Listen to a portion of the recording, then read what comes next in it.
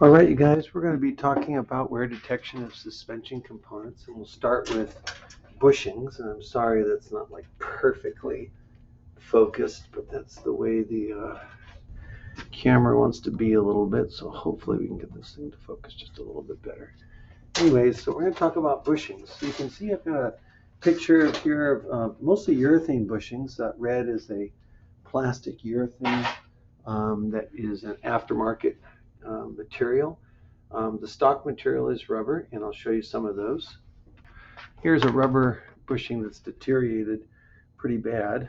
You can see the rubber material. You can see this metal bushing's all worn off to that side, so this one's completely worn out. The rubber material works good, but it gives more than this aftermarket urethane does. And anyways, so what we're talking about is how do we detect wear in a bushing? So we take the control arm and we're going to detect movement in it. So for example, in this F-150 control arm here, the way we tell if these bushings here and here are worn out is we're going to grab this guy, we're going to grab the tire, and we're going to move this in and out. So let me put it like this, you can see it hopefully better. So we're going to move it like this and like this. And we're going to see if there's independent movement between this and the frame around this guy.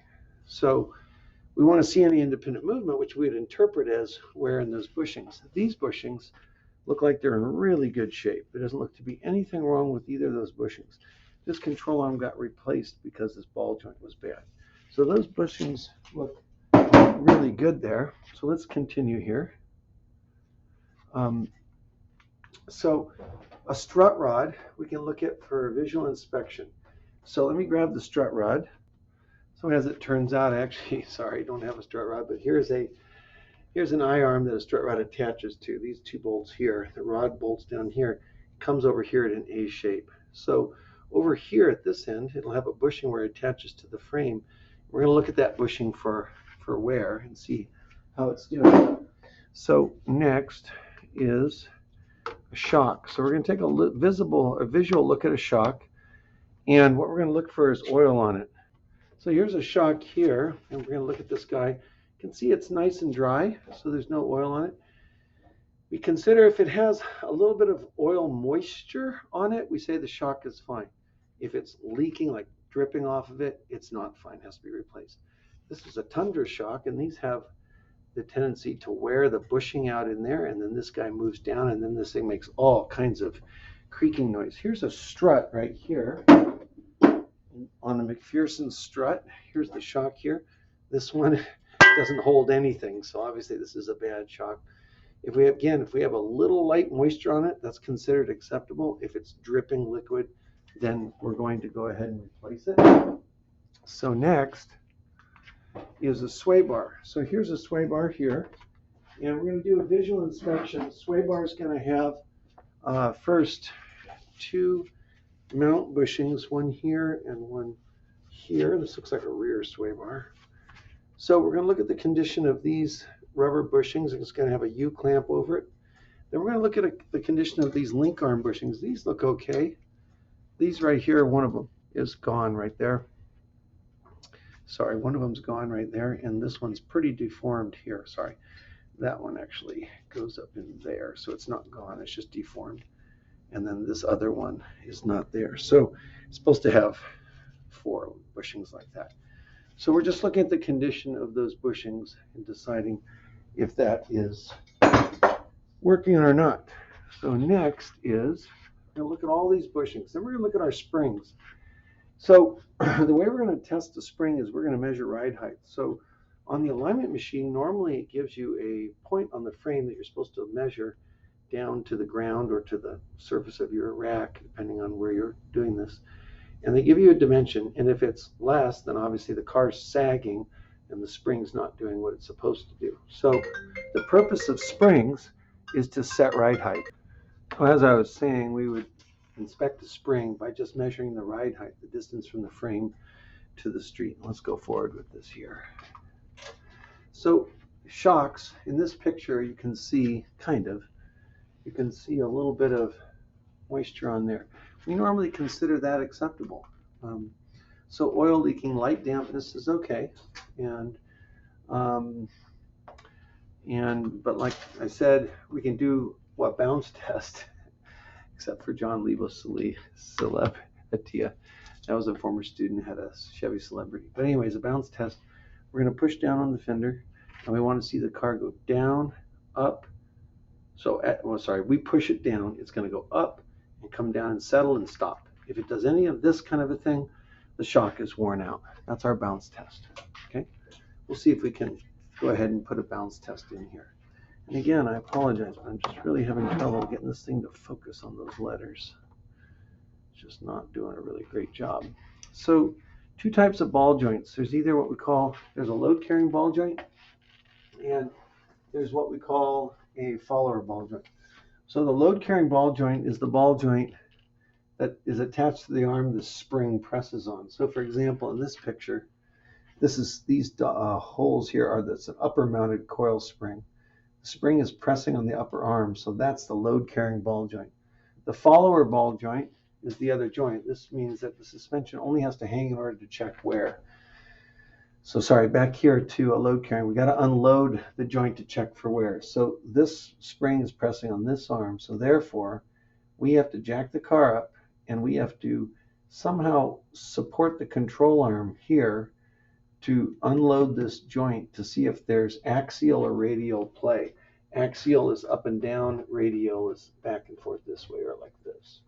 So the follower, we can just jack it up off the ground on the frame and let it hang, and then we do our axial and radial measurements. There is what's called a wear indicating ball joint. A wear indicating ball joint is this guy right here.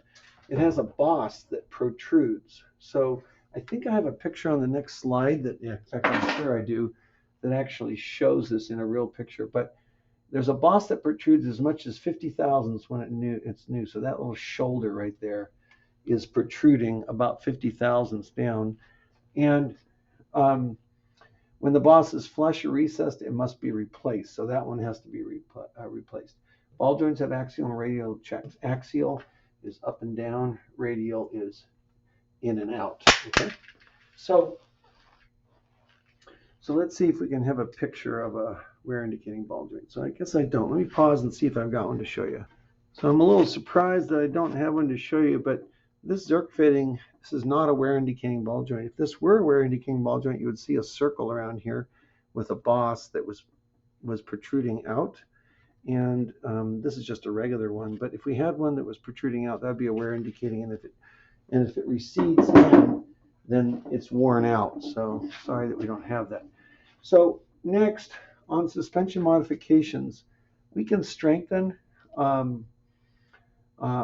and stiffen frames. So obviously it's a race car frame.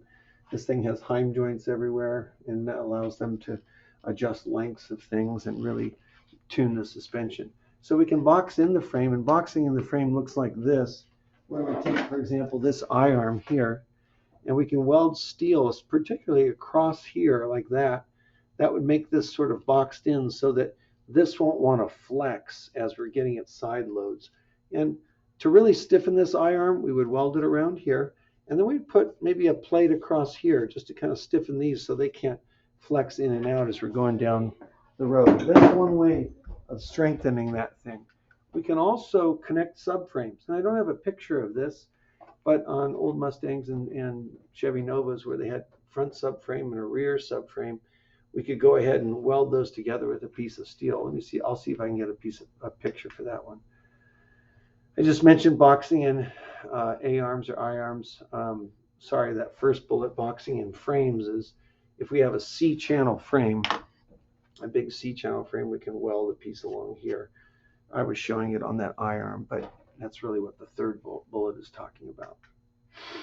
We can put stiffer springs and shocks, and so a stiffer spring is going to give us more load capacity.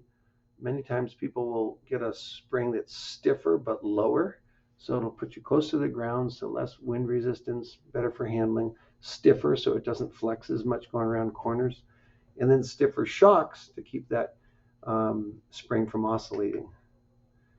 We can put shock tower stiffener bars. That's where you've got two spring towers, like on struts, and you got a bar going across the engine compartment to keep the two sides of the unibody from flexing in and out on the inner fenders.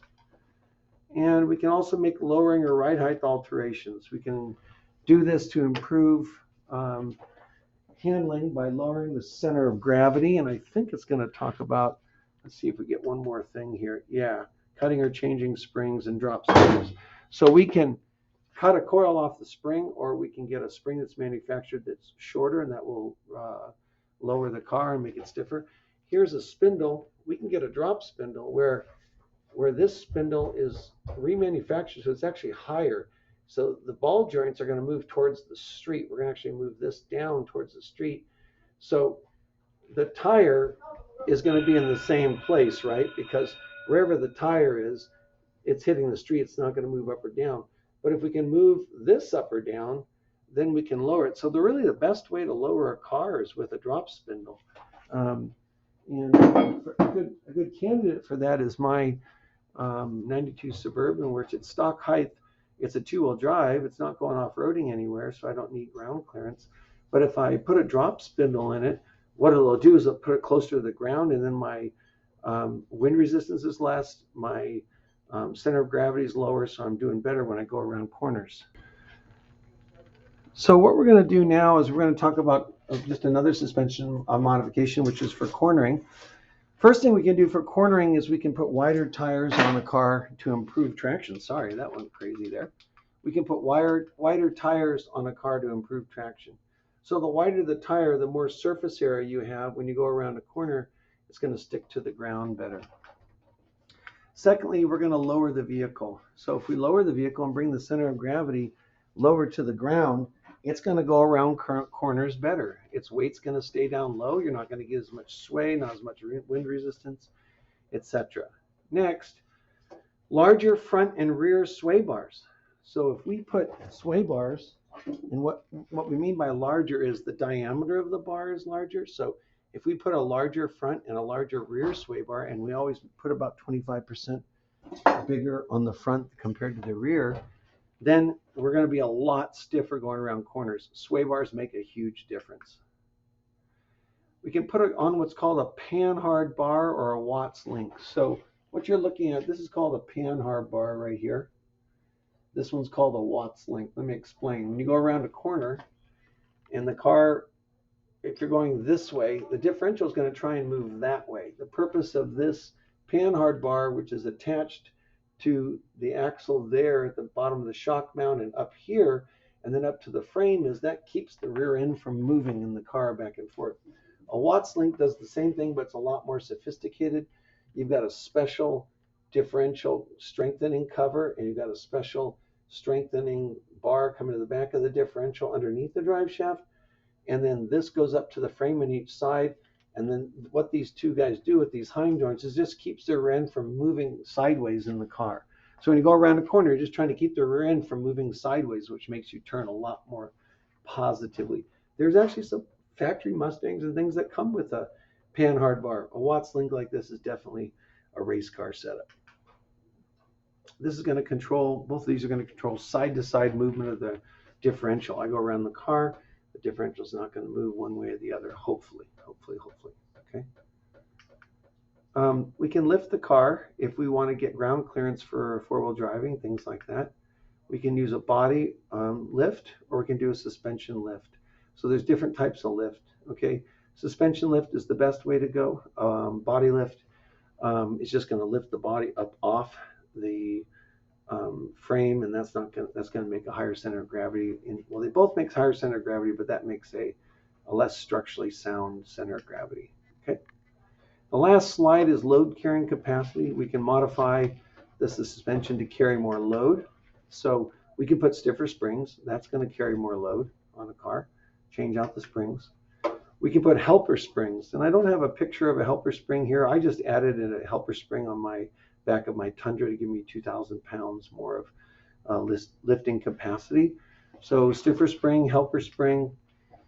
We can put air shocks on a car, and the purpose of that would be, let's say we put a bunch of weight in the back and now the front end is sitting up, and we can air up the back and level out the car so our steering geometry is good and so our headlights are aiming the correct way. We can put what's called airbags. So that's not a shock. So that's independent of the shock. Next to the shock, we have a bag that sits on top of the differential axle and goes up to the frame, and that will give us some load carrying capacity. So as the car comes down onto the airbag, which is on top of the axle, it'll hold the weight, and the airbag gives a little bit of cush, so it's not entirely solid. Okay, so those are our items on suspension modifications and wear detection. I may add a couple of I may add a video to this of showing how to unload ball joints and looking at axial and radial wear, and maybe looking also at a wear indicating ball joint. Let me see if I can come up with that. All right, we'll see you in a little bit.